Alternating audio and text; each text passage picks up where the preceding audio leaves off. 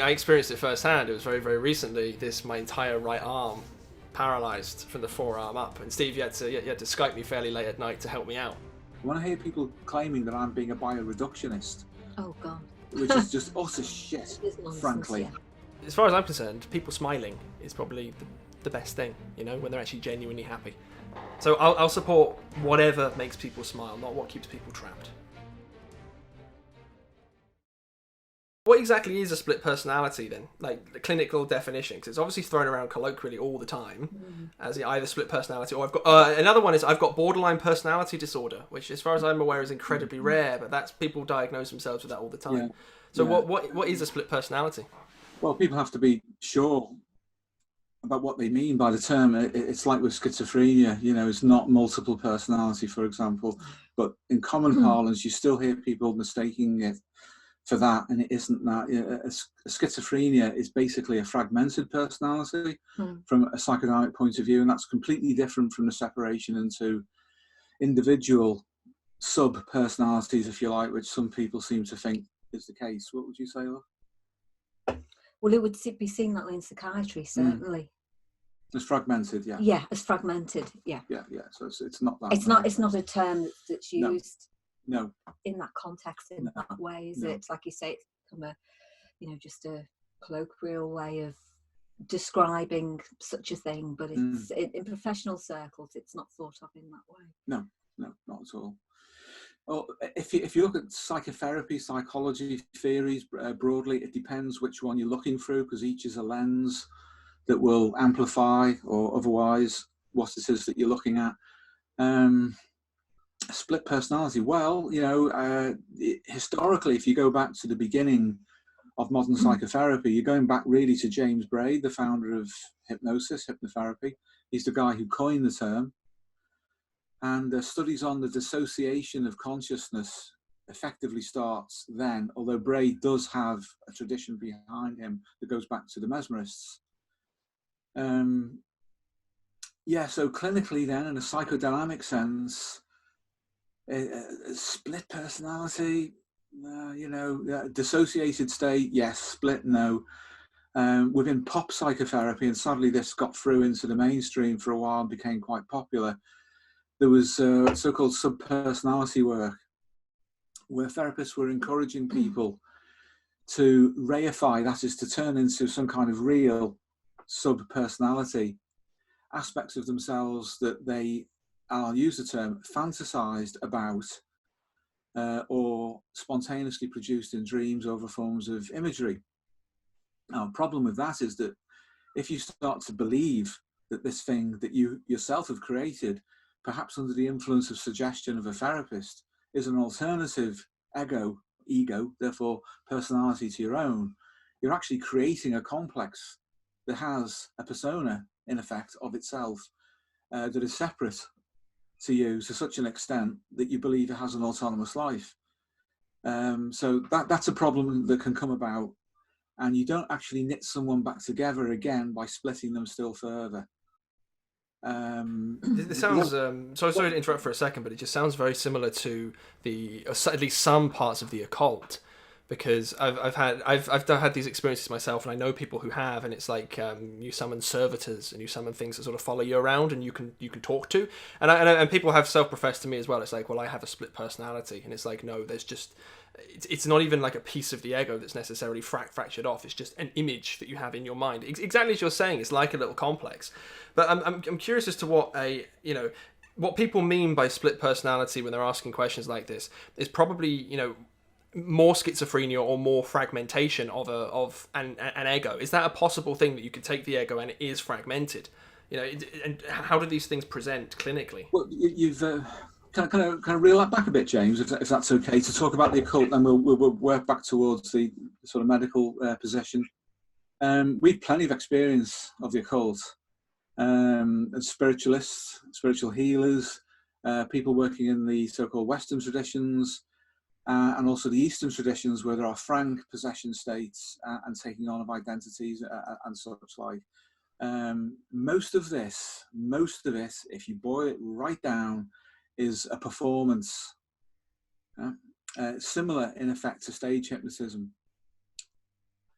That's going to be really controversial for a lot of people who believe in the reality of this, or these phenomena, as being anything other than that. But if you dissociate responsibility for your actions and then transfer that responsibility internally over to the suggestion of something else being there, that is a phenomenon that is entirely the same as what happens in stage hypnotism. With this difference, with stage hypnotism, the bigger the audience, the easier the dissociation is. So the more people who are watching you, the easier it is to split and to carry that over under the pressure of the audience's expectation and will that you will do this. So people do it. But this large audience then, when it comes to an occult system, in effect, the audience effect is transferred over onto the occult system. The occult system is the authority. The occult system gives the permission to do this. So in so-called normal people, and by which I mean truly normal in any other set of circumstances, then it is still a kind of performance. Similar to how an actor would perform, who would take on an alternative persona for a performance. And then there are gradations of that where you move into method acting, that kind of thing. So it's a progressive form of identification with the suggestion that you dissociate. People who do not dissociate within a system, an organized system, whether it's occult, religious, or whatever, but still dissociate, then they're more likely to be inclining towards mental illness. And society has produced systems to deal with that, one of which is psychiatry and biomedical classification and diagnosis and treatments. That's one. Another way of dealing with that are the various forms of therapy that have evolved. I'm speaking now of systems that are independent as such from religions or from occult systems. This is just the way that culture, when it believes itself to be rational about these experiences, will deal with it. The problem with therapy is that it is not one thing. It's a very, very diverse bandwidth of approaches, each of which have assumptions built in. Some of those assumptions have never been tested as such. They're just accepted a priori. And that's where a lot of problems can come in. They're not pressure tested. But you then get a resultant effect with someone who has not been properly assessed. And that then can lead to that person ending up in psychiatry with a serious condition that they otherwise would not have had. There are schools of psychotherapy that encourage identification with aspects of dreams, with aspects of fantasy. It encourages them to enter into dialogue with inanimate objects as if the inanimate object was a person. You get this routinely in some of the more loose forms of counselling, particularly amongst those counsellors who describe themselves as eclectic. The justification apparently being that eclecticism is taking the best of various forms of therapy. Of course, they've never pressure tested that. They don't know what is best. It's usually absorbed because they like it, and because it gives them some form of distraction or control or manipulation over a person. They're not really interested in what the person themselves presents. They will superimpose this notion over them that this kind of fantasy, which in a psychiatric sense could go as far as a folie à deux, that is where the therapist and the patient or the client share an illusion or a delusion about what they're actually doing. So they can go along with that. Now, where it does have a genuine clinical effect, this kind of relationship, it's usually, and in fact I would say routinely, caused by suggestion. That is influence, the influence of the situation, including that of the therapist's suggestions, being taken on board by the client or the patients, and then believed in sufficiently to get some kind of a result that they both agree upon, as if it were real. That doesn't mean to say it's real at all, and it doesn't build in any safeguards for the suggestion that a person should fracture in that way. Gestalt therapy does that, and Gestalt therapy has been road tested enough to have reasonable protections in for anything that might go wrong. Some of the less well-trained counsellors will not have that. These rather woolly eclectics will not have that. A lot of the fringe complementary therapists who use similar techniques will not have that. So you have to be careful. the absolute best method, if you can find the right training for it, for dealing with dissociation, is the original method of dealing with dissociation, and that is hypnosis.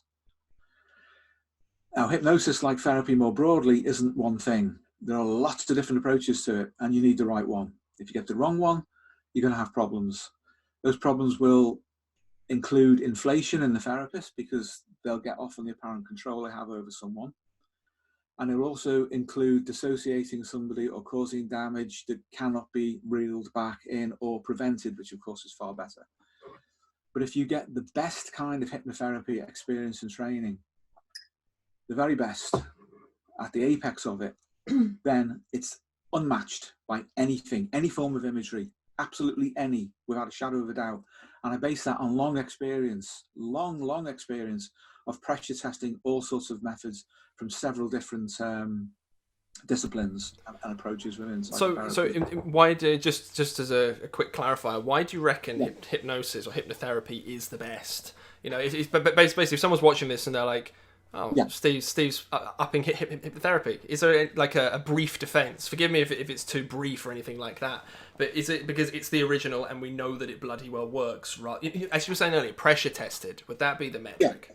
It is pressure tested, and what you say is absolutely right, and that is the starting point, that it's the beginning of a proper study of dissociation. The early hypnotists were doing some incredible things. They were able to dissociate people without analgesic from limb amputations, so they felt no pain. That's an incredible amount of dissociative power and effect. So the patient remains conscious and would have the leg amputated after a wound or an infection.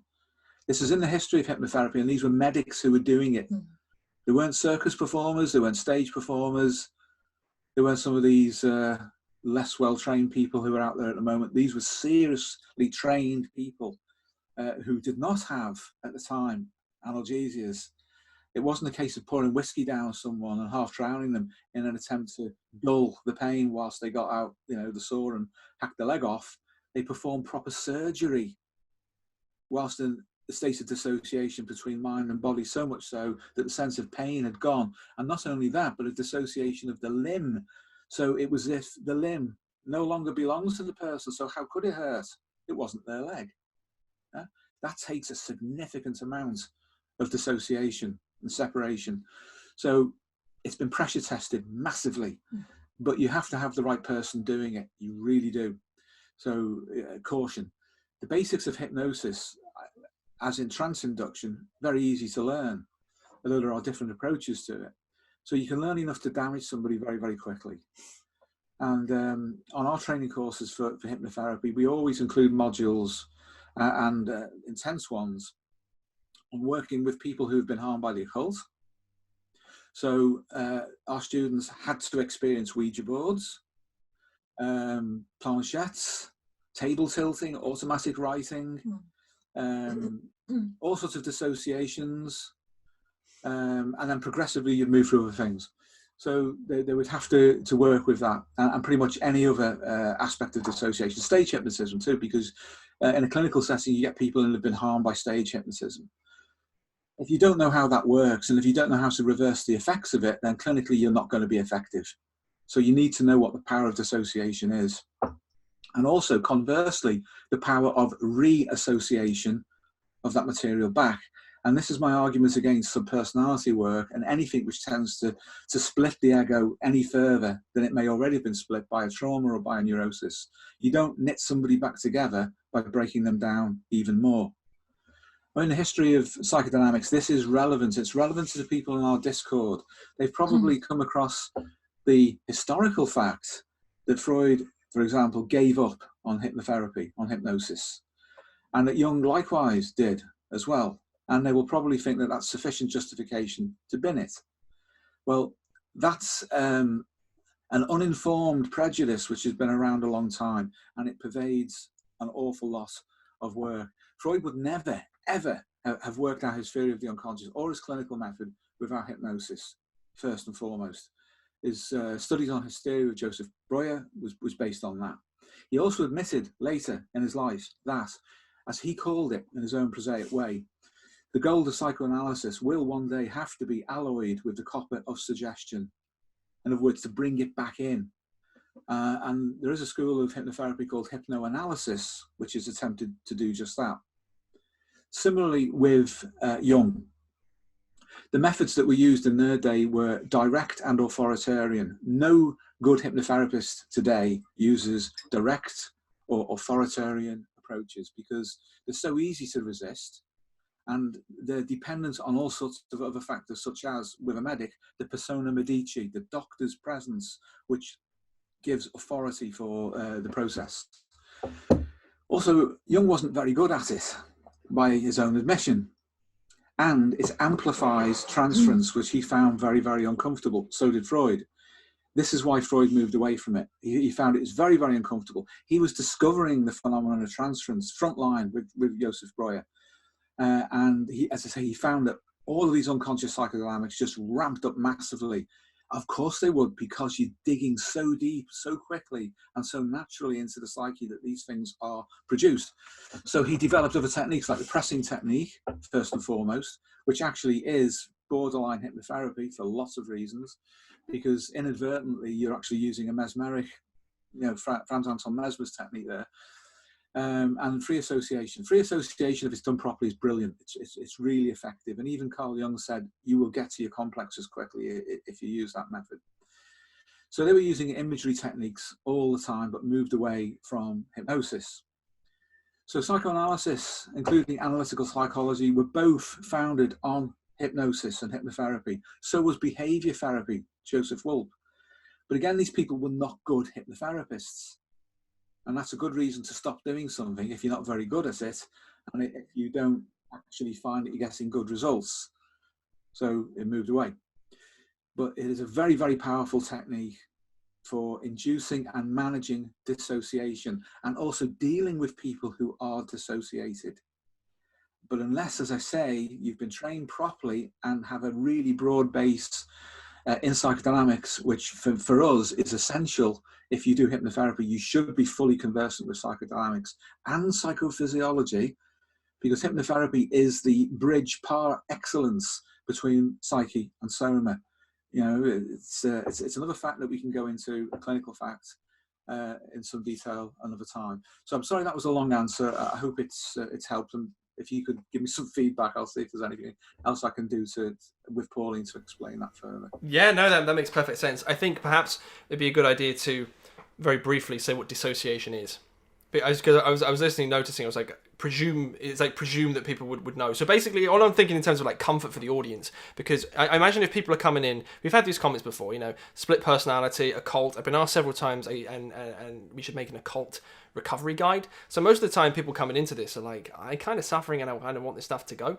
So I guess to avoid people misdiagnosing themselves as being dissociated or anything like that, good idea, I think. Well, dissociation ranges from any normal everyday experience of not being able to focus your attention on something because you're tired, or there are too many things on your mind, just in everyday terms, which basically in psychodynamic terms is the overloading of consciousness. And we've discussed this in previous podcasts. That can happen under pressure from your alter ego complex, any other complex, or anything else that's pushing through. It's being overwhelmed. That can lead into a division or separation of a transient kind in your mind. So your attention's in several places at once, but in none of them adequately to manage what's going on. That's the basic initial form of disassociation, if you like, or dissociation minus the A, technically speaking. So a lot of it is actually normal then? It would just depend on your current physiological state? Because I noticed that as well. You were pointing out before, it might have even been a form of suggestion. You said to me, like, because I was dissociated for a bit, and you were like, that you get dissociated when you're tired. And that's when I noticed as well that when I'm tired, I can't think. And I didn't actually notice that before, but it is a case. Like in the morning, you're fine, and then you slowly get more... There's a normal range, isn't there? Always. Yeah. A normal bandwidth, and then obviously, you can drift off into pathology as well. But yeah. Most people have experience of these things. Yeah, for someone like you, James, who's a very refined thinking type, if your cognition is affected, you're going to self-suggest that you are in a dissociated state because you're losing your primary grip on how you handle and process information. And that then becomes a positive feedback loop, positive in the sense that it over amplifies, but negative in the sense of its result, that also suggestion can feed itself to the extent that you do then begin to genuinely dissociate. And then we move to the next level. The next level of dissociation is heading towards what Breuer and Freud and others described as hysteria. And then you get the psychosomatic transductions of information, which you experience yourself.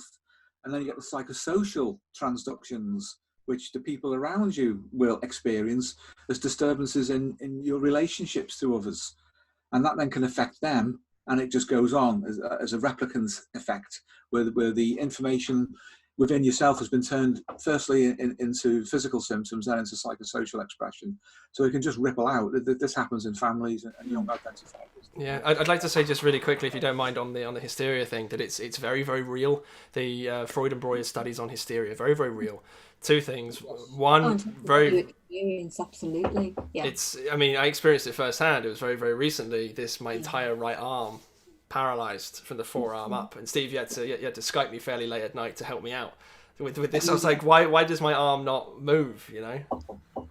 Yeah. And then additionally, we're working with a guy, I'll leave him anonymous, of course, but at the Dyad consultation tier, who's been presented with a form of dissociation. And we've been helping him. It seemed to be a fairly simple fix as well. But just to illustrate, this stuff is, I wouldn't say common, but it's real.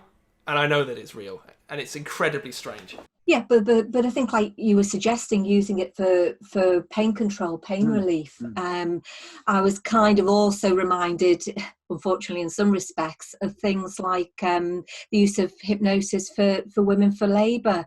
I mean, that's one way of doing it, obviously. Another way sometimes is through medication. Even things like gas and air produce a dissociative state.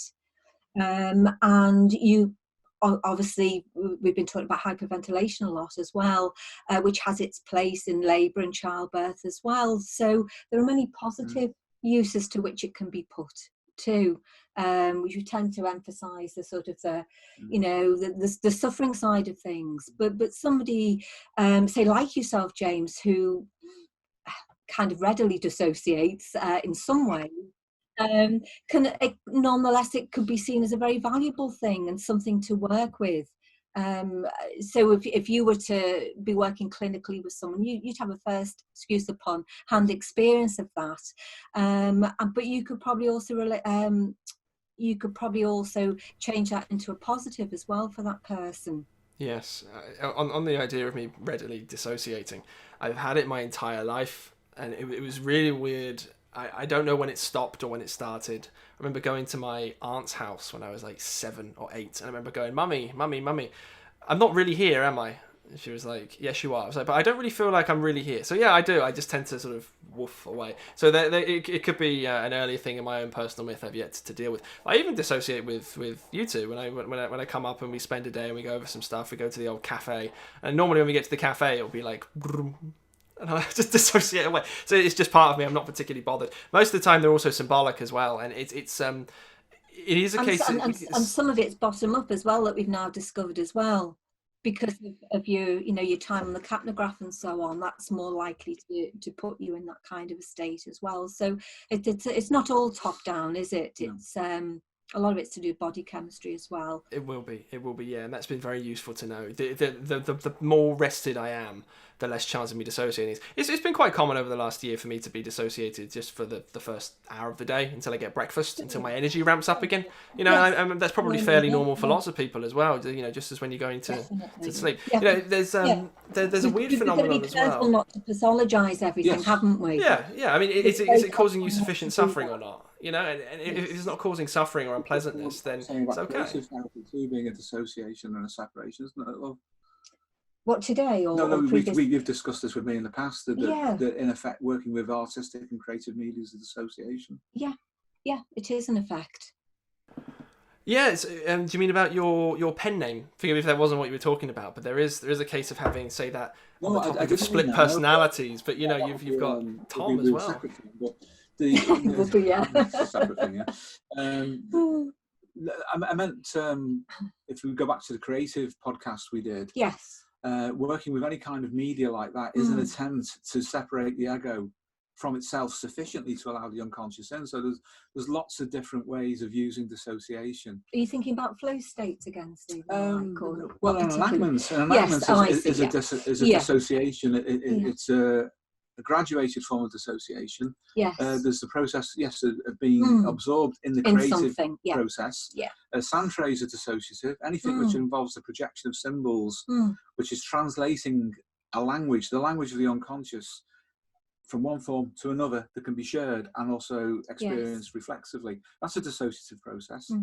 So any kind of engagement of attention which is other than usual is a dissociation, and there are healing ways of doing that. Yeah, it's a kind of an earthing of it, really, isn't it? It is, and it's all very productive and positive. Yeah, I mean, in a very, we were saying earlier, Steve, weren't we, in a very extreme form, you get things like fugue states. If you think about the biopsychosocial model, then you get the psychosocial expression of it, where people literally take themselves off and might assume a completely new identity somewhere. Sorry about the intrusion from the outside. No, it's all right. It's all right.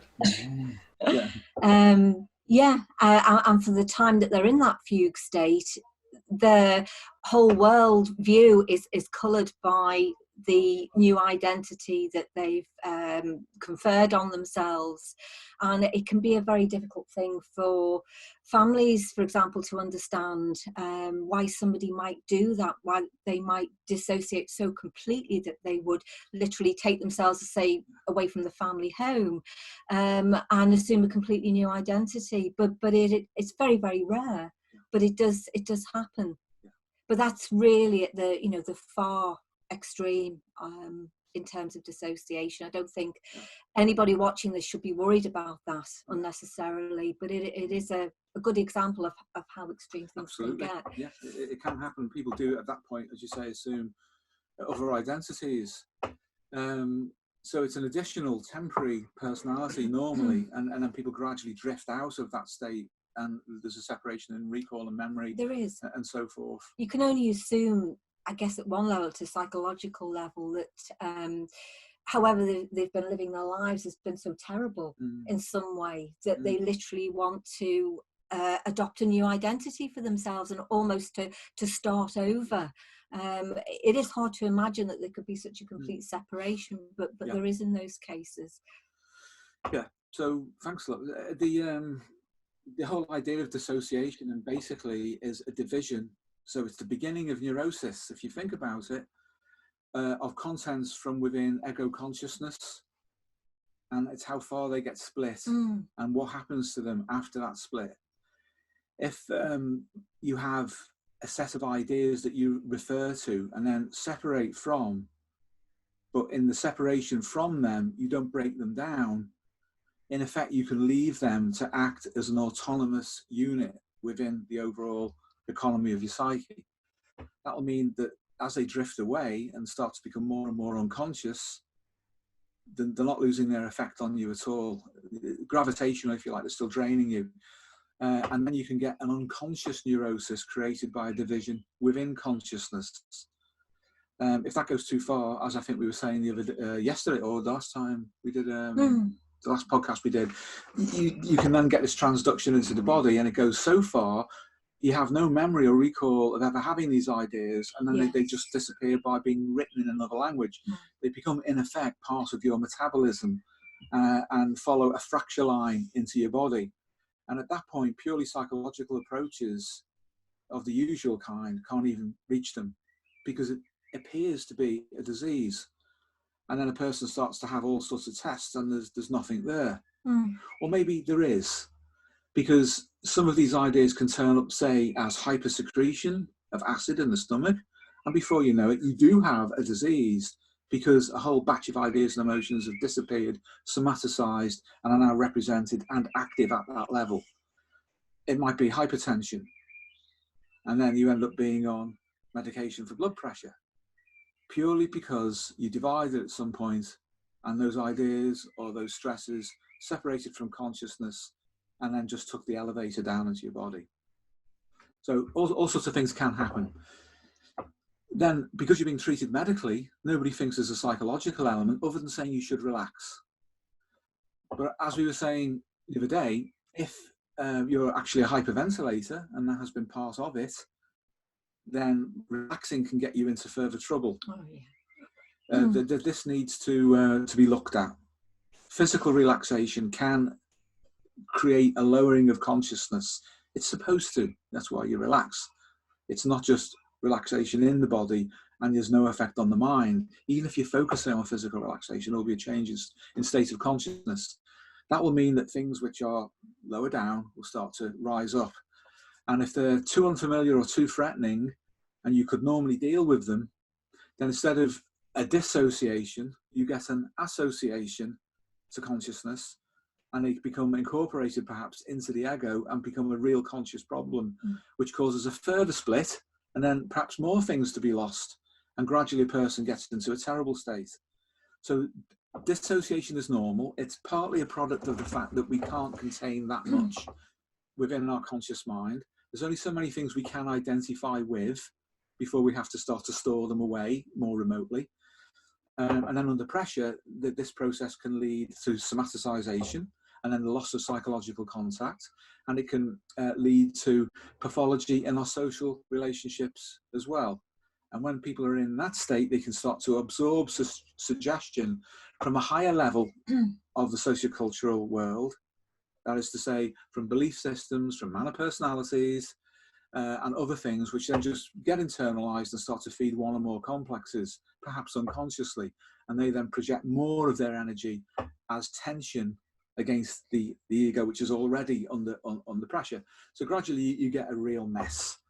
And the real value of hypnosis is that it is a way of getting into all of this and starting to sort it out. And it can do it in a way that other techniques like active imagination, sorry guys, if you think that that's the panacea, it isn't.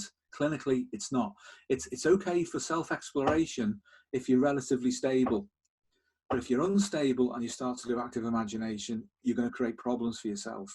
And then there's the problem over defining what active imagination is. Yeah? There's a certain amount of snobbery in Jungian circles about what's defined as it.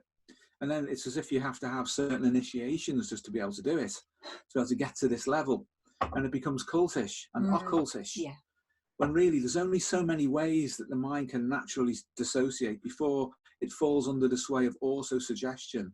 Yeah? I remember I was saying earlier about how belief systems that the ego incorporates and identifies with creates the interpretation of what's happening, and it may not be real at all. It becomes a fantasy at that point. So how do you prove that you're doing active imagination? Through imagery. Of course, you can do it through other means than just imagery. But how do you prove you're doing that? What's the criteria that sets that apart from any other use of imagery? You can verbalize it and you can write it down, and you can create these constructs which can suggest to yourself that there is a difference. Well, I'm concerned with the practicalities in real life. And the best way to test anything like that is with someone who doesn't know what these things are supposed to be, but is actually split and in a state of distress. Then you find out what's real, and then you find out what works. So what we think of perhaps as active imagination is great for personal development, great for amusements, great if you think you're following a particular line of inquiry, should we say, into your self-development and into that of other people. But there's a reason why it's not used in healthcare. There's, like with a lot of stuff in some of the more esoteric aspects of psychodynamic therapy, there's a real practical, obvious reason why you don't see it. It's not because it's some super turbocharged use of imagery. It's because it's probably a fantasy. And when you work with someone who's distressed, it's like creating a meal. You throw all sorts of ingredients in. All you're doing is chucking something else in. You probably won't even be able to taste once you've cooked the meal, because the thing in itself is a mess. You know? So it just doesn't work. It'll work as a distraction. I really enjoy it as a distraction, to be completely honest with you. It's really, really entertaining. But I will say, so I agree on the whole criteria thing.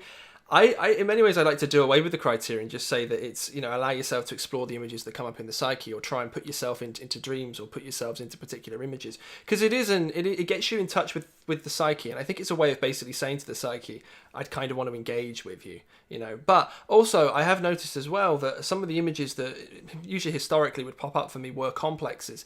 There's a particularly interesting one where when I was dealing with, as everybody has a mother and a father complex or a series of as they go through life. One of the things that was in my father complex was an interest in kings and queens, and so I noticed actually that whenever I'd go into either an active imagination state or like a pseudo trance state, like a beginning of a trance state, kings and queens and things would show up. I had John of Gaunt turned up, Edward Woodstock turned up, Henry IV turned up, Blanche, I think she's called, of Lancaster turned up, and I was like, whoa, what's all these kings and queens turning up? I must be important. It's like, no, it's because you're trying to put yourself into this royal family type scenario. So it is the complex orchestrating what you think is your own active imagination, which can be informative, but as you were saying, if you're less of a stable ego, then there's, you know, you can buy into something like that. It's got such strong suggestive power to it. So apart from that, it's good fun.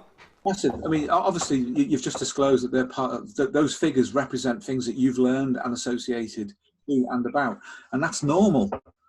So it's not so much a dissociation of an experience that's you associating to yourself. Yeah, I mean, in terms of you know, active imagination, some of it might not necessarily be I'm going to go explore my psyche and create wonderful worlds for myself. It's more like what you're talking to or what you're interacting with might be the thing that you need to defeat in order to move forward with your individuation. You just won't know it because it knows how to play with you. The value in terms of personal development of active imagination methods is real, you know, but I was talking clinically, working with people who haven't been told that such a thing even exists and who are suffering. But if you're doing it for personal development and exploration, it has its place, so long as you realize what it is. The best form of active imagination, which has no presuppositions whatsoever about what you're going to experience, right? That's different. That's very different. But getting there is not easy if you use the traditional active imagination approaches. However, there are approaches in hypnosis that will get you there very quick, very, very quick, without the suggestion of what you will experience or would experience. But accessing those states, it's so fast, it can be lightning fast if you're properly trained and experienced with hypnosis. You don't need to go through some of the other things. And of course, there's all sorts of other cultural systems as well, from other cultures. And you can say that they're dissociative. They're only dissociative if you reach a certain critical point. And that is where you're either on the edge of losing ego identity, and I mean in a pathological sense, because dissociation, when you get that far, becomes pathological, or you're using a very, very refined system of separation of ego from the unconscious and your ability to experience things. So trying to make some very subtle and nuanced distinguishing points there. But I would always caution people against assuming they know what they're doing because they read about it in a book. Or, you know, there's so much of that in this age where, you know, just clicking on Google is enough to acquire knowledge that is not earned through direct experience. You have to make a lot of mistakes, an awful lot, and suffer an awful lot before you can know for sure what it is that you're experiencing. And the use of imagery in terms of healing people who've suffered from traumas, working with post-traumatic stress disorder of one kind or another, you know, you have to be so careful. Don't just say, let's do some active imagination, or even guided imagery or directed fantasy thinking, or any technique from Gestalt or transactional analysis or any of the other schools of therapy.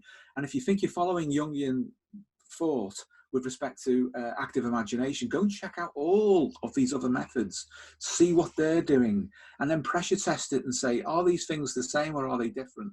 And if they are different, is that just because of what they're called? Is there something different about the process? Is there something different about the outcome? If you don't have enough experience, you can't be certain. Well, you can put things there that weren't there originally when the trauma happened. You can insert things, which is terribly dangerous, isn't it? It is. It does happen. You can have so-called recovered memories with people who misuse hypnotherapy. You know, that aren't real. It didn't happen. You know, there's so many dangers, and it's not just hypnosis, but it's any form of imaginal technique that involves the past. you have to be very, very careful with it. You have to work with real memories and then separate those real memories off from the associations that are made to those memories, because they are associations. I do have sympathy with, say, people watching this perhaps who are interested in the more psychonaut lifestyle. I don't like that word very much. I want to engage with my psyche, because a lot of the blame for a lot of these things come from people who have learned these techniques, they've learned the theory, they just don't exercise responsibility when sharing it with other people. Because the idea of the collective unconscious is an idea, and it is a valid idea, and it is based in philosophy, and it is based in science and actual, empirical evidence.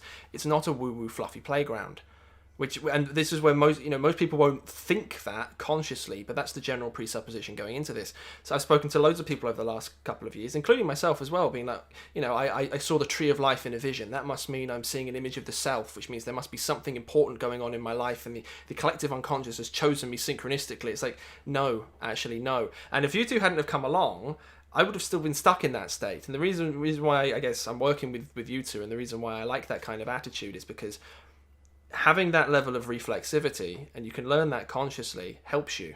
And that's the presupposition we should be with all of this. It's like, what we're doing should be helping people and to stop people from suffering. And if you want to go have fantasy time, that's absolutely fine. But just have a clear head going into it, because it is dangerous. And I don't want to spoil people's fun, because it is fun, but it is dangerous. I've experienced it myself. I've gone into weird states before. I've had waking visions before, and without having grounded, and it wouldn't be my fault. It's because the resources out there are absolutely terrible. Quite frankly, it's like, well, of course I'm being visited by the collective unconscious. No, you're not. You're being visited by a complex, a personal complex that you have picked up over the course of your life. And it's like, no one else talks about complexes in Jungian circles. I've not seen it. No, they don't. They don't, because it's awkward. It's the stuff of everyday life. It's awkward, yes, exactly, because it brings people down to earth, and you deal with reality. And the Jungians, as an orthodoxy, fled the field, and that's why we have CBT. It's their fault that we have CBT. Sorry, lovely. I was just going to add that if every day is awful for you, as in your existence is terrible, you might look to things like that to elevate yourself.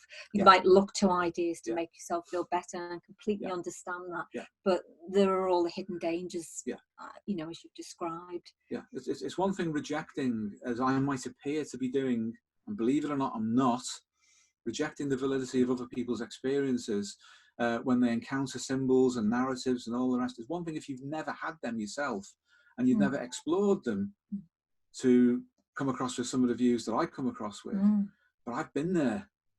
I've been there. And some of the people who are making comments or have made comments about that recently on Discord have absolutely no idea what my personal experience is, or how far I've gone, and what I've gone through with so many things. Well, that's why it must be a transference. Exactly, a lot of that. Because they don't know you. No, they don't. They don't. And the subject of a person's transference, or the content of a transference, always shows where a person is at, and these things do reveal themselves. I wouldn't, and I never do. I don't comment, for example, on the Discord about people's religious beliefs. And under religion, I would put a cult or anything like that. I don't get involved in the dream analysis either, because people are exploring that for themselves, and people should. However, I reserve the right, the absolute right, to express what my own experience is, and what the summation of that experience is, from within my own context, which is clinical, of working with other people. If I was only ever interested in myself and not in helping other people, then great, I'd have been in there and stayed there, because it's a wonderful playground. A wonderful playground. But that's all it is. But it's also dangerous. You can get yourself hurt in a playground. You can fall off things, and if you then go and try and help other people, you have a responsibility, of a duty of care to them. And that for us is primary, and always has been. I've done a lot, and I've been a lot of strange places, and I've had all sorts thrown at me, including the occult. I've had curses put on me. I've had the evil, stuff passed on papers from Chinese people.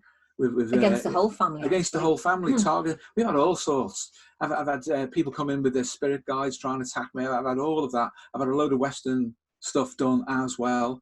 I'm still here. you know, people are, it's your channel at the end of the day as well. And of course you have a duty of care to give to people, absolutely. But you're also your own person, your own personality, and it can come across perhaps as a fierce INTP personality. It's like, this is what I believe. There is no fluff, there is no nonsense. You know, but I think the audience supports everything that you're doing. And there's some of that's come from the fact that, you know, I served as a frontline police officer. And I knew when I was young, there were a lot of people who were afraid of the dark. And you can take that metaphorically as being the unconscious. They were afraid. They wouldn't go out and do nights in some of the roughest areas of Merseyside that I did, and face people on your own, unarmed and without body armor, without CS gas sprays, without telescopic patterns, without any of that, on your own. They wouldn't do it. And I would say, yeah, that's something real to be afraid of. The people you should be afraid of in the dark are people, not ghosts, not spirits. Didn't find any. You find them in here and in your own head. But out in the natural world at night in the dark, you don't. You find other people. They're the problem. Human nature itself is the thing that you have to come to terms with. So that reality, you know, of life and death, the immediate experience of other people's death and being responsible for handling the threat of that against yourself and against others, it grounds you. It takes you away. And to have been put in that position at age 18, as I was, and as many other people are, it's not the experience of war. I have immediate and unconditional default respect for anyone who has put their life on the line in a wartime position. That's something I've never gone through. But I have gone through something, and I've gone through enough to know what the real world is. But I've also been what you call the psychonaut. And I've been there not in my own head alone. I've been with other people in their psyche, in the psyche of their family. And I've seen the distress and how that affects people in so many ways. With Pauline, we've both done it. We've both been there and done it. And in that respect, we do have a lot of experience. I'm happy to share that. I will not personally negate anybody else's experience. If you want to talk about it objectively, about the validity of a particular view, I will give an opinion. And I will give it on the understanding that that opinion is relative in terms of anyone else's, you know, over validity. But, you know, I've reserved the right to say this is my experience and then accept anyone else's on the basis of live and let live.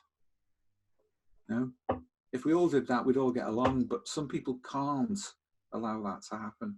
And fundamentally, when they don't, they're affecting themselves even more than they affect other people. Yeah, this is why you stress the whole, you've got experience side of things as well, because, you know, and in many ways it's kind of a, you know, there will be a disconnect. So there are many variables here, aren't there? There's kind of like a duty of care, and then there's a disconnect between levels of experience clinically, but then there's also difference in levels of experience in terms of life. Because if you have been there, deep in people's psyche when they're suffering, with people on the streets dying, it's like you're going to be shaped by this, you know? And it's like, and so that will then create such a disconnect between, you know, people who've discovered Jung or coming through from Jordan Peterson, which is most people coming into Jung, who want to kind of play and explore. And then, you know, it's going to be a difficult dynamic to manage, to be completely honest, because it's either like you don't be Steve and you adapt to the frame of the culture, or there will be this divide, and then it's like the people with the eyes to see who are reflexive enough will be the ones who will respond and the ones who can't be helped.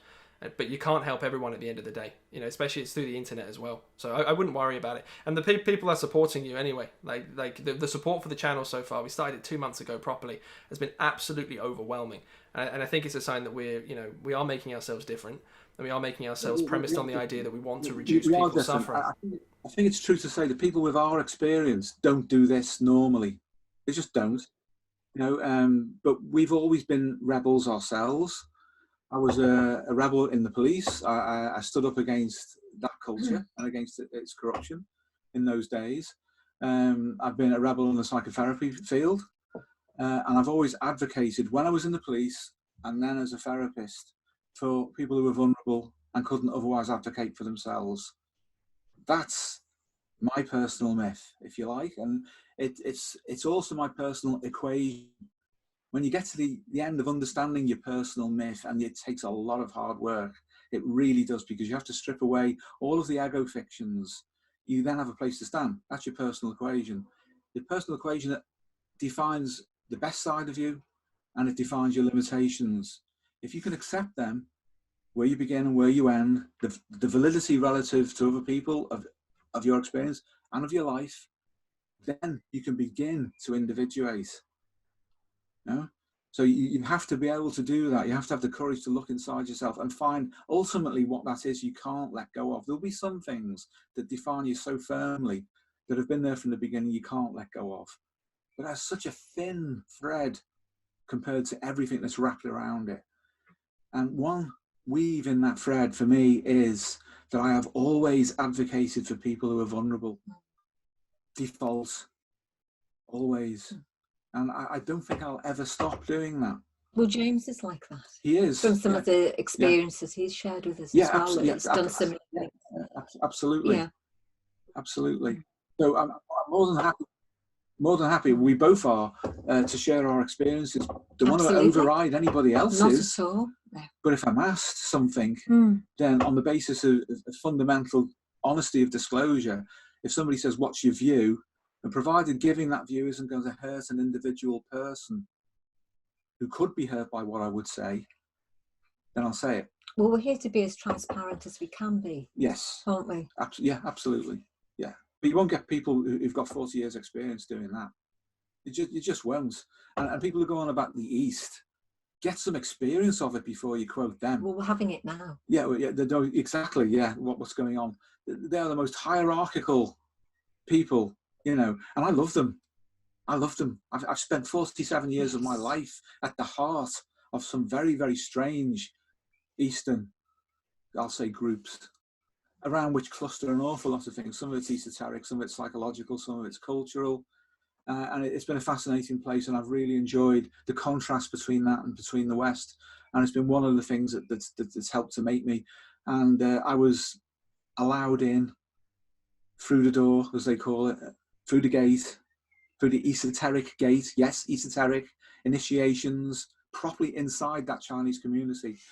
In Liverpool, the oldest Chinese community in Europe, deep down. And I learned a hell of a lot. One of the things that I learned, though, is that it's not what you think. It really isn't. As one Chinese master said, sitting on top of a mountain in China, really funny, he was filmed at the top, martial arts master and a Taoist, one of the wisest of the wise. And this camera crew went up and asked him, what did he find at the top of the mountain? And he said, nothing, because there's nothing here. And that was it. And he didn't mean that in the sense of Zen either. This is from a Taoist perspective and from a human perspective. You don't find truth on top of a mountain, no matter who you are. Like you say, it's such a massive bandwidth of experiences that you can have, that you can enjoy and that you can learn. But if you're not on the journey, you can't learn. And if you're just busy throwing rocks at people who are ahead of you, you know, on that journey, no matter who they are, you're not actually on the journey. You're still in an infantile state. If you have to do that, it's exactly the same as resenting an elder brother or an uncle or a parent for their experience in the world that you haven't got. Just go and get it. Go and get your own experience. As soon as you decide to do that, you're on your way, and you have a validity that sets you apart from the people who will not do that. Yeah. And if you think the East has a better way of dealing with it, well, it absolutely doesn't, does it? It just has a different way. Yes. It is very different. Oh, yeah. It's so hierarchical. You basically wouldn't get this kind of, you wouldn't be told anything. No. You'd be made to kind of suffer for your art, wouldn't you? Yes. Oh, yeah. All the kowtowing kept away from you. It takes years, and the gradations of access, you know, and it's only when you pass through that esoteric gate, and then you're then a closed door disciple. Only then do you learn the secrets. There are secrets, but it's only then that you're going to learn them. All the rock throwing won't do any good. In fact, if you do that in an Oriental culture, you're very likely, they have a saying that if the nail stands up, you knock it down. They won't take it. They're completely intolerant. The Confucian philosophy in terms of the hierarchy is still very much there. What we're doing, for example, by trying to share this openly for people, they would regard that as sheer horror. Yeah. You can't do that. You mustn't do it. Yeah. Yeah, it's probably good to add a clarification as well on the idea of disagreements or not. Because obviously this is hot off the heels of stuff we've been dealing with recently. You know, like, disagreements are fine, but then one of the criteria for actually being on the journey, I think, is being able to spot people who aren't.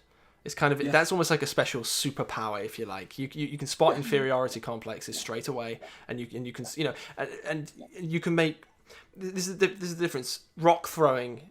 You know, you can be like, well, maybe he wasn't, maybe he was, you know, have a little argument about it. It's like, when you see, and there is no beating about the bush. You know, it just becomes absolutely and utterly crystal clear. And, you know, being on the journey as well, it sounds like sort of like a mystic thing if you just say go on the journey outside of context. But it's simply a case of, you know, just make an intention to the psyche that you want to make a change, that you want to find out who you really are. It literally comes down to that. And then this is how I work with people in consultations, for example, or people who reach out sincerely to me.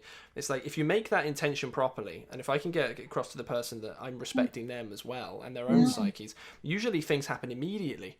You know, the real litmus test of this as well is I get asked so many times, how do I remember my dreams? And I always say, you know, you will remember you will remember your dreams, or make an attempt to. You know, they write it down the next morning or whatever. They're like, well, I can't really remember it. Immediately they start to remember their dreams. And it's a case of, you know, it's not out to other people. It's into yourself first of all. That's individuation. There has to be a sincerity about wanting to do it, doesn't there? Yeah. You have to open yourself up to that.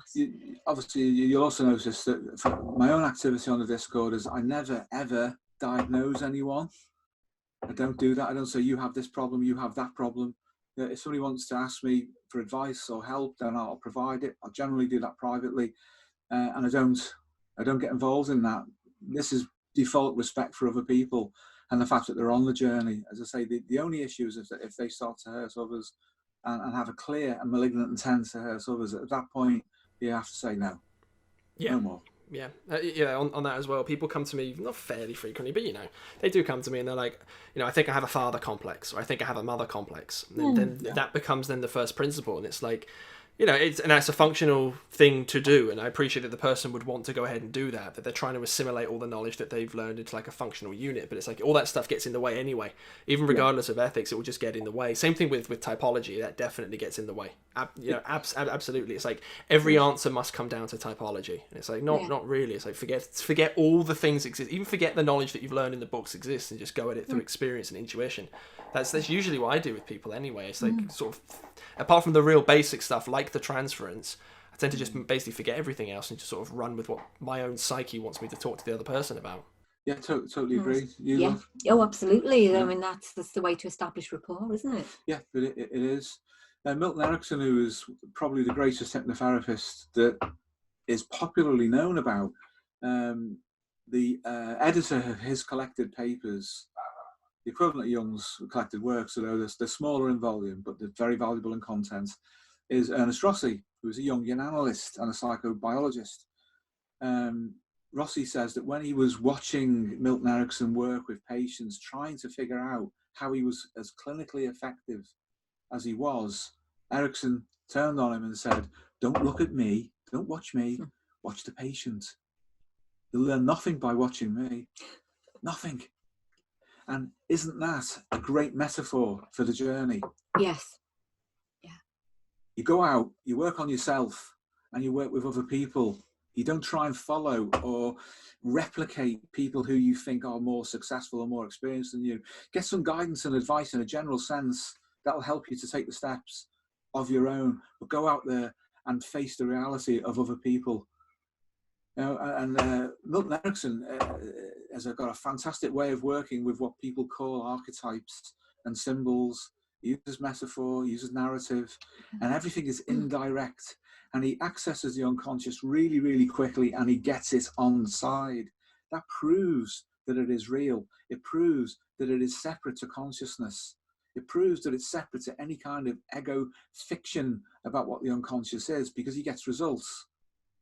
If he didn't get results, you would know that the unconscious did not agree with it. The fact that it does and that it cooperates and collaborates shows that the method is real and is working on a real process. And again, with typology, completely agree with you. It's fine if you want to use it for working out relationships, say in a business setting, in an office, and like who's going to be the best type for this particular role or job and all that. That is absolutely fine. And then people say, well, the Myers-Briggs, for example, is not applicable clinically. Yes, it is, but you have to use it properly. That's the difference. If you use it like you would in a work environment, it ain't going to work. Not going to work at all. And if you start to generalize it out and interpret everybody in terms of its structures, it doesn't work. All you do is lock yourself into a fantasy narrative based on suggestion of your own making, and you're not really communicating with the reality of another person at all. But I qualify that, what I've just said, by saying that's in the context of a clinical setting where you're working with the reality, not the imposition of typology onto them, but the reality of another person. And Jung himself stressed that over and over again. But people won't do it. They want to hang on to these easy solutions to things, and then they generate things which produces a typology complex, and then a kind of behavior that it emits from that, which is in effect typism. Everything is reducible to type, but it ain't. By all means, familiarize yourself with it. It's useful. But to be honest, clinically, the best use of it is just to get an initial orientation with a person as they present. And to assume that the unconscious is the simple mirror image of it is nonsense. All you're going to get is the back end of the ego there. I find the most useful thing from it is how I can adjust myself to that person. So I can have some way of modelling how they might be modelling or understanding things beyond that. The rapport. Yes. Yeah, have you heard, I was just going to say, this is going to annoy you, because I like annoying you sometimes, it's good fun. I've heard the different cognitive functions, and indeed, like INTP, ESFJ, special types. I'm not taking the bait, James. I've heard them be called archetypes before. You like that? That is very naughty, isn't it? That doesn't trigger me. You see, I don't say archetypes don't exist. They do exist. The question is, what are they? What are they really when you chase the ghost in the machine? And that's a good sensing question, that actually, to come back to typology. It is indeed. You can find them. They're all over the place. They're out in the culture. They're everywhere. You try and find them, though, in a form which is expressed in our culture in a completely different culture. You'll find there's some similarity, but they're not isomorphically correspondent. They don't overlap. But one thing which is everywhere is instinct. And instincts, remember, are not blind, autonomous, robotic actions of an unconscious animal in a human being. They are also evolved. And they have not just simple sign stimuli in them, they have narratives and expectations and plasticity built into them. And then you can say, if you want to call that level of instinct an archetype, that's absolutely fine. That's up to you. And I'll accept that you're calling it that. But I've been through that phase in my life of just believing that they exist. I've been there. But you've always had your reservations. I've always had reservations. But because you're told they're there, yes, and then you take that on, yeah. But then when you test that in real life, it starts to run out, and you start to find yourself making excuses for the hypothesis. And then you find that the hypothesis isn't necessary to explain it. Occam's razor just trims it all away. And then when you look even more broadly, there's every reason to think that they were, as Jung himself said, collective representations in the culture that are just in sympathetic resonance with the genomic anticipation of how your life will unfold. And that genomic expectation is released through instincts. Hence, instincts and archetypes appear at one level of resolution to be the same thing. And that doesn't really trigger me. Counselling triggers me. You would have seen that yesterday. Yeah. Well triggered. Well triggered. Yeah. Well, I'm aware of that. I'm aware of yes, of course you are. The trigger, and I act up to it sometimes for a bit of fun. No, it just amuses me as well. But I was thinking on, when we talk clinically quite a lot on the channel, and some people might be like, well, I'm not interested in sort of the clinical side of things. Absolutely fair enough. However, if something works clinically, then it works, so it therefore also works for you too. It's the place where the ideas go to be battle tested. I was thinking about the idea of archetypes in that context. It's like, I highly doubt you'd ever sit there functionally and you say to a patient, you have a chronic case of not integrating your inner woman, or you have a chronic case of not integrating your shadow, or what you need to do is go and slay the dragon. because it just doesn't work. That's how you can tell. Like, it's like, would this idea work to actually make somebody better? Will it create lasting, stable personality change? And the answer with that common understanding anyway of archetypes, I think, is abundantly clear to everybody. And Steve, you've done a brilliant job of debunking it on this channel. It just doesn't work at all. So it's like, what's functional? You get such a bandwidth of people in, don't you? You do. The world and his wife come in. So what's appropriate for one person just isn't appropriate for somebody else. And it's down to you to adapt yourself accordingly. Yeah. And in order to do that, you need a flexible enough model as well, don't you, to organise your thinking. Yeah. With respect to the anima, what is clustered under that concept broadly, all of that is real. It's just that, to say that it is a thing in itself rather than lots of things, that's another matter that could be discussed. But I have and will, and I have no problem with this, with the right person introducing the concept of the anima relatively superficially, enough for them to then determine what are these other things that are connected to it. Because these other things, like relating, will be of importance to people who are suffering. Yeah. They don't want to hear it's an inner woman, and actually it is. And it can't be, because the anima is part of a man's psychology. And this thing that Jung said about men have an inner woman because they have a minority of female genes is utter and complete nonsense. And you know this far better than me because of your training. Yeah, it is complete and utter nonsense. The X chromosome, I think we were discussing this off air, but the X chromosome in and of itself does not code for being a woman. It is two X chromosomes together. And when you have XY chromosomes, you have the SRY gene on the Y chromosome, which overrides some of the other stuff on the X chromosome, and you develop male things. So it's not even chromosomal either. That's too low resolution. It's the SRY gene makes you a man. That's basically all you really need to say. By default, you might be a woman in that case. So it's just a nonsense. But when Jung says that a man's psyche is attuned to anticipate woman, absolutely, of course it is. Because the first caregiver you expect biologically is female, but that's true for both sexes. But additionally, men are attuned biologically and genetically to expect to reproduce or to be pushed towards reproducing with women. Statistically, biologically, that is the case. So yes, there are lots of things. And is the so-called mother archetype somehow separate from the anima, or is the mother archetype part of the anima? It starts to break down. It starts to run out. You start to have to generate more and more excuses for an explanation, certainly in a practical sense. But yeah, absolutely, instinctively, men are born prepared to experience women, and yet absolutely that is in effect a virtual image which is fleshed out by experience. But that fleshing out isn't just the anima complex, which is real. It's also the experience of the culture, and how the culture tells you that your anticipation should be organized, and therefore how you should relate to it.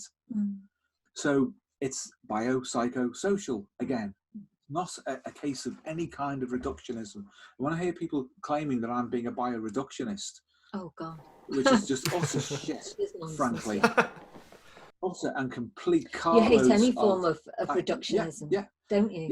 Yeah.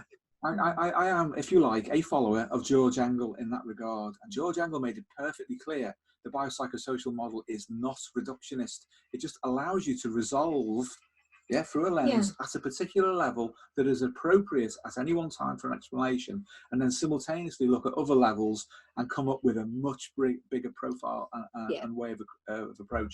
This works in the practical world. Oh, definitely. It might not work in the world of introjected ideas that people then just ruminate on in a bovine sense, like one would chew the cud. You can chew that kind of grass, or you can chew the other kind of grass and still get stupid ideas out of that and a displacement away from reality.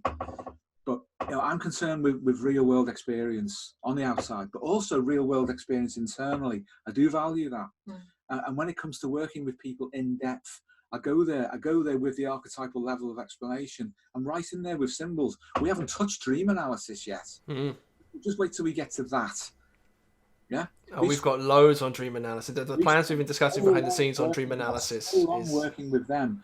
we're completely familiar with symbolization and the way that the unconscious works and what it produces and how you can gain access to that and to use it to transform people.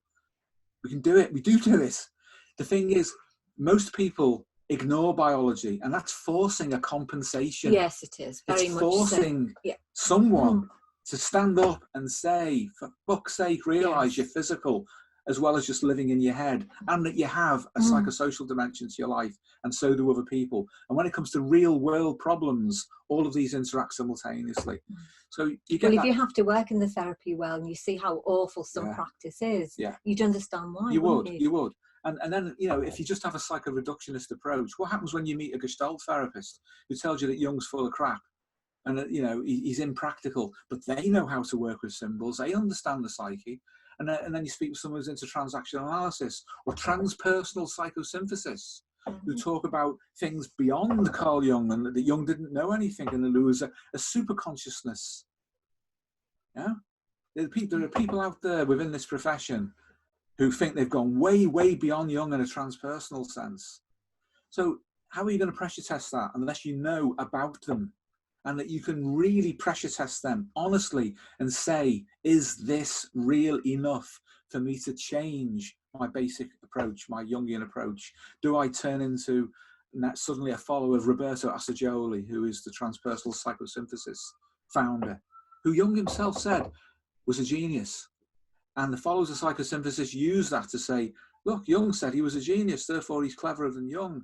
And they go off spiraling into mysticism and a complete lack of reality orientation. So, you know, what myth are you going to believe in? What psychotherapy myth are you going to believe in? Or are you going to pressure test it against reality, as Jung said you should do? There's no disrespect to Carl Jung to pressure test his ideas. There is no disrespect to Carl Jung to become yourself, whatever that is, and then respect other people's differences. None whatsoever. Yeah. Agreed. Completely agree. I think maybe, you know, we were talking about the anima a couple minutes ago. I was thinking, like, maybe an example on how an anima might, how the anima might present clinically. So I was working with a guy recently. In fact, I've worked with a few people, actually. It's quite a common thing. I've had it too, where it's like you perceive rejection from other people before you've actually experienced rejection. So you're a really, really cautious person. You know, you might want to hand in work to somebody, or you might want to approach somebody or something like that. It's like perceived rejection. That's the anima at work. So that's the resolution where you can bring the anima into it. If you say to somebody like that, integrate your inner woman, what does that mean? First of all, if you're a masculine man, you're going to immediately go, what the hell are you talking about? And rightfully so. But also, it's not going to help you at all, because what does integrate your inner woman mean? Presumably in this context, it's be more sensitive. You're already sensitive enough. Well, I can tell you that our approach would be to do a very broad assessment of the position the unconscious is taking with respect to whatever that person believes consciously at that moment in time. Where are the memories? Yeah, the anamnesis, as Jung called it, all knowledge is remembering, from Plato. Yeah, he took that on board. By anamnesis, though, specifically, he means the case history, and he doesn't mean it in a biomedical sense, although you should have a biomedical understanding of a person's situation. He would want to know what's presenting right now. What is the attitude of the psyche to even coming in for therapy? What attitude is the psyche taking to you as a therapist? What anticipation did the psyche have of meeting you, even though the person doesn't know you? So dreams that occur before the therapeutic initial consultation and ones that follow immediately afterward can be very, very important. So this is where you have to be very, very sensitive, and where rapport at the widest and deepest possible level is important. Without theoretical assumption, you just let the psyche talk as a natural phenomenon, and it will begin to give you what you need to know to help someone. But don't go on about things like that at that stage. Very often, if you do mention this at all, you can mention it at the end of a treatment schedule. So somebody can say, well, that's great, I'd like to understand a bit more about what I've been through and what the meaning of the journey is. Then you can help them.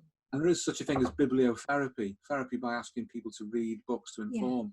It just depends whether they want that, whether they want it and what the presenting form is. But always, you need to get rapport. And if it's there, it's there. If it's not, it's not. Yeah. And no amount of theoretical presuppositions or impositions or projections or transferences of any kind are going to give you a positive outcome. They'll give you a negative one with respect to that. Well, you are your own resource in therapy, aren't you? Yeah. Totally and utterly on your own, and you are your own resource, and you have to adapt yourself.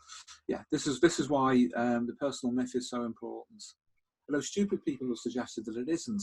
And I say stupid people because I really mean that, you know. Well, you repeat things for emphasis. You don't repeat things because you've got a problem with them or neurosis about them.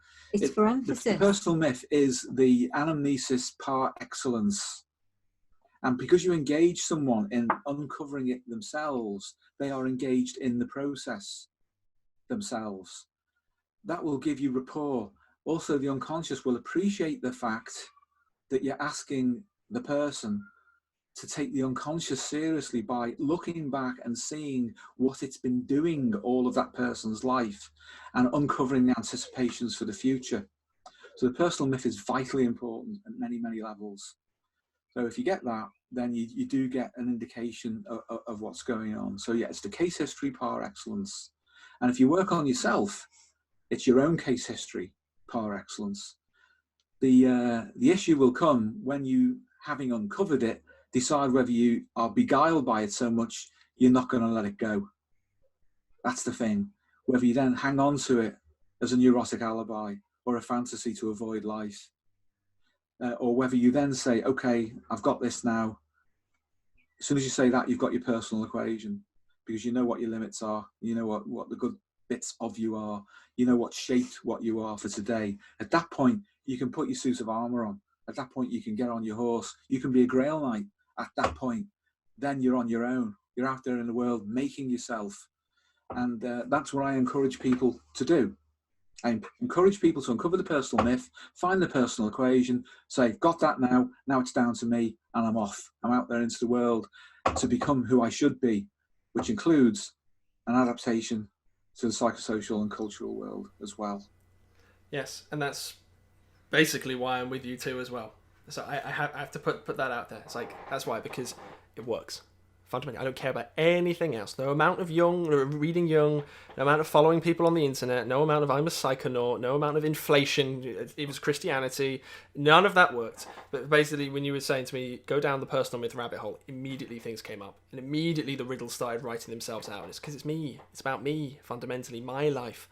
And it's like these fantasies are not functional in any way, shape or form. So it's like there is a general ethos to Jung to live by. Of course, it's in the tagline, which is become who you are. But at the end of the day, it's like, does this work? Yes or no? Is it going to make you smile? Yes or no? And I mean sustained smile, where you don't have to run around with your ego fictions all the time. It's like, and as far as I'm concerned, people smiling is probably the best thing, you know, when they're actually genuinely happy. So I'll support whatever makes people smile, not what keeps people trapped. Absolutely, and people becoming themselves. You know, for example, as you go on your journey, you will change. You will know. You know, you won't be who you are now. Well, compare me now. Compare me to a year ago on YouTube. Completely different. Yeah, you're a completely different person, but you will author your own narrative. You know, yes. And you'll become yourself, and that means that you will bring things into this field that Paul and I don't know about and haven't personally experienced, and that's absolutely fine by us. It's the way it should be. It's the way it should be, and that's been our ethos all along. See, we're comfortable with who we are, and we're comfortable with our journey. So I'm not trying to hold anybody back. You know, if I can help others, I will, because that's the thread of my life that I have carried forward beyond my personal equation. That's something of value that's always been there. In my own estimation of my own self, when I'm through the self-analysis that comes from uncovering your personal myth. So I'm happy for other people to be themselves, so long as they don't hurt other people. That offends, live and let live. Yes. Well, we've been going for an hour and 20 minutes, and my brain's going to start to get fuzzed. So if there's anything else you wanted to say, of course, that would be appreciated. Otherwise, maybe we should close up. Thank you. Thanks, everyone. Cheers. Thank you. Yeah, sweet. Okay, in which case, thank you everybody for watching. As always, I can't speak anymore, as I was saying, my brain's getting all fuzzy. We recently released the Charing Cross method, which Steve and Pauline developed and used on frontline NHS healthcare to help many, many countless people go from exhausted and in all kinds of horrible states to not exhausted and smiling and happy. And that's a wonderful thing, and we'd like for you to experience the exact same thing. So if you are exhausted or burned out or fatigued, or if you would like to not go into that state, then we'd recommend you go down, at least check out the symptoms that we've listed on the sales page, because it could be something very, very useful to you, as I've been there, and it's not a very nice place to be. And with that, I guess, thank you, Steve. Thank you, Pauline. See you all again real soon. Thank you, James. Cheers. Bye, everyone.